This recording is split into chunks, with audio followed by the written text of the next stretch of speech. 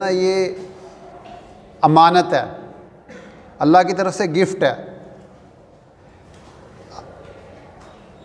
اب اگر ہم اس گفٹ کا خیال رکھیں گے، دیکھیں آپ بیکری جاتے ہیں، وہاں پہ ایک بہت اچھا آپ ایک کیک لیتے ہیں 1000 روپے کا، اور وہ آپ لے جاتے ہیں اپنے کسی دوست کے پاس، وہ آپ کو بڑے پرتپاک طریقے سے ملتا ہے، بڑا خوش ہوتا ہے آپ کو دیکھ کے، اور آپ اس کو دیتے ہیں، گفٹ دیتے ہیں۔ اب پہلے وہ 1000 روپیہ تھا، لیکن اب وہ گفٹ میں کنورٹ ہو گیا، اب وہ تحفے میں کنورٹ ہو گیا۔ اب وہ آپ سے لے کے کہتے ہیں جی آپ نے تکلف کیوں کیا ہے، اور اس کو لے کے اس کو پھینک دیتا ہے، تو کیا حال ہے؟ آپ کو خوشی ہوگی؟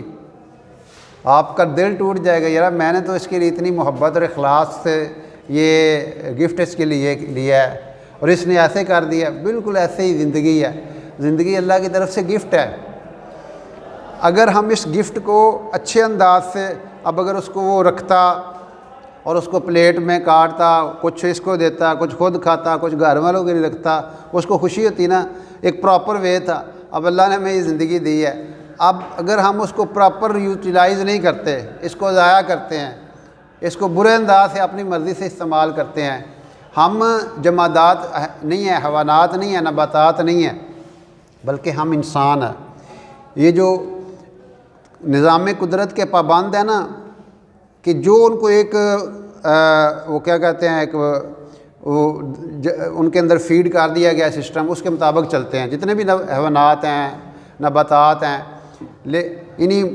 لیکن مسلمان وہ احکام الہی کا پابند ہوگا نا، تو پھر اللہ کے ہاں اس کی قیمت ہوگی۔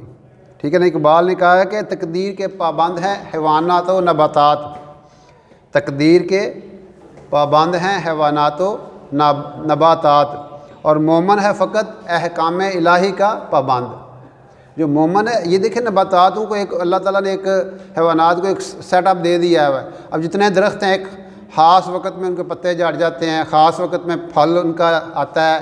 آپ دیکھ لیں جب سے کائنات بنی ہے، لیکن انسان کو اللہ تعالیٰ نے ایک نظام دیا ہے۔ اگر وہ اپنے اندر قوت پیدا کرتا ہے، جذبہ پیدا کرتا ہے، محنت کرتا ہے، خون پسینہ ایک کرتا ہے، اپنے آنسو بہاتا ہے اللہ کے سامنے، اللہ کی یاد میں، اللہ کے ذکر میں، وہ دل سے وہ جو ہے نا وہ اللہ کو یاد کرتا ہے، تو اللہ اس کی کائنات، کوئی بندہ غریب نہیں ہے، کوئی کالا، کوئی گورا، کوئی خاندان، کوئی برادری، اللہ کے یہاں کوئی چیز اس کی اہمیت نہیں ہے، بلکہ یہ ہے کہ آپ کتنی محنت کر رہے ہیں، اور آپ کو جو زندگی ملی ہے، جو گفٹ ملا ہے، اس کی یوٹیلائزیشن کتنی کر رہے ہیں، اس کے کس انداز سے استعمال کر رہے ہیں۔